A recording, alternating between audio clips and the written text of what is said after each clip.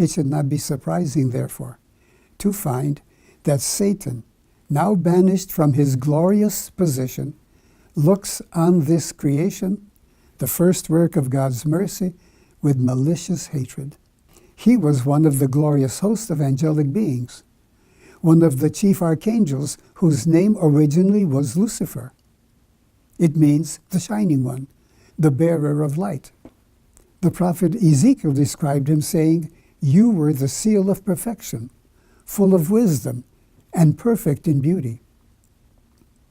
In addition, he occupied a place of singular honor. He was the anointed cherub, set apart to stretch out his wings to cover the throne of God. But he fell into pride. The prophet Isaiah wrote, "How are you fallen from heaven, O Lucifer, who rose in the morning? And you said in your heart, I will ascend into heaven. I will exalt my throne above the stars of God.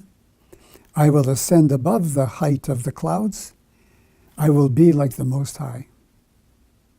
But yet you shall be brought down to hell, into the depth of the pit."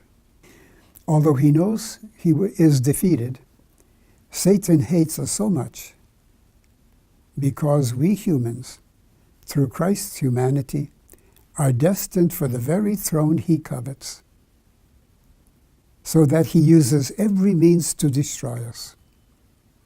His main tactic on us is the one he used on Eve. The serpent did not immediately deny the word of God. He questioned it. When Eve entertained his question, she was defeated. Likewise, the moment we permit ourselves to question the word of God, we are on the way to defeat. The one thing Satan attempts to do is break down our faith in the word of God. First of all, he causes us to doubt, then to disbelieve. Disbelief leads to distrust, and distrust to disobedience, which is rebellion, which is sin.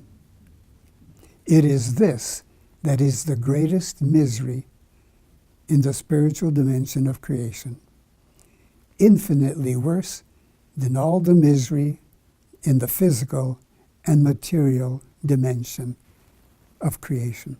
All human problems ultimately go back to one root cause: rebellion against God, born of disbelief in his word, and nurtured by subsequent distrust of his love and goodness.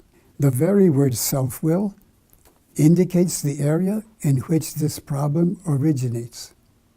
It is in the soul, the self, the ego, the decision-making function of the human personality, not in the spirit and not in the body. Rebellion is not the desire to do evil, but the desire to be independent of God. There is something in every fallen child of Adam that does not want to depend on God.